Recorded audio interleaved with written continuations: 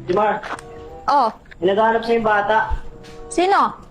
Idol ka niya daw eh. Bata? Idol ako? Oo. Yung budol?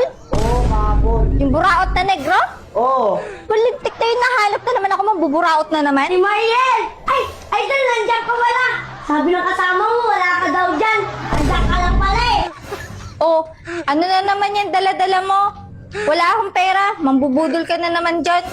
Ito naman, galit agad. Alukin lang naman. Sana kita ng ginawa kong kimbap. Masarap to.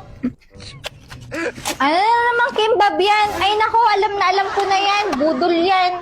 Bala ka, wala akong pera. Naku. Di mo ba alam to? Kinakain to ng Koreano. Pag kinain mo to, hindi ka talaga magsisisi. Di mo ba alam pagkain to ng Koreano? Masarap to. Bagay na bagay nga sa'yo. Kasi mukha kang Koreano eh. Bilhin mo na, 250 lang. 250. Ang mahal-mahal. Kimbab. Alam ko yan, no? Ginagawa mo naman ako ignorante.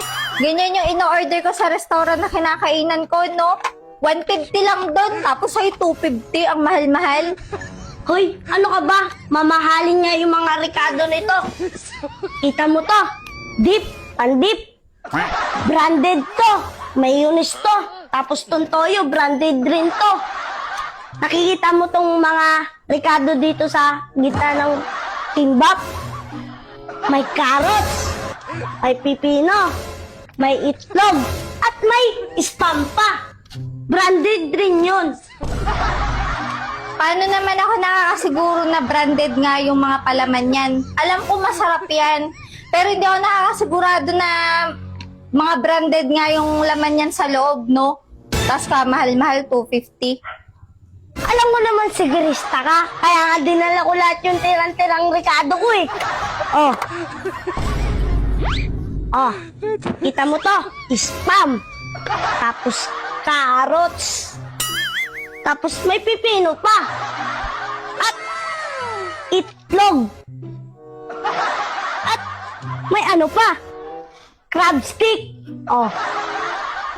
Naniniwala ka pa. At may dinala pa ako na lata. Oh. Na galing sa spam. Patingin nga. Oo nga, no? Ah, Oh. Naniniwala ka na. Puro nilagay ko dyan. Branded. pag ganyan yung mga Ricardo mo, ibig sabihin, masarap nga ito. Kasi ganito yung binibilan ko dun sa restaurant, ang sarap eh. Anong ginamit mo dito? Japanese rice ba? Alam ko naman itatanong mo yan. Kaya dinala ko yung binili ko sa Shopee na bigas. Tignan mo, aleta buntil. Tignan mo, Japanese rice. Hindi to anypic na bigas ha. Ang mahal naman kasi, 200 na lang. Sige na nga, 200 na lang. Abarat mo talaga no. Para mauwi na rin ako.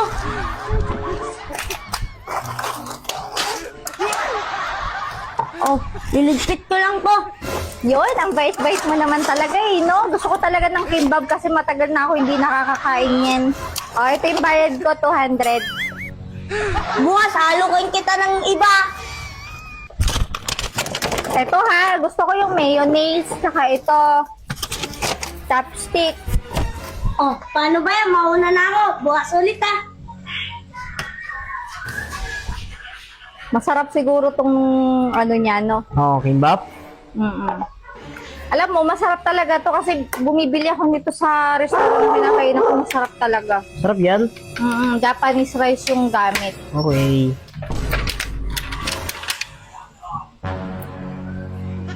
Parang nag-iba.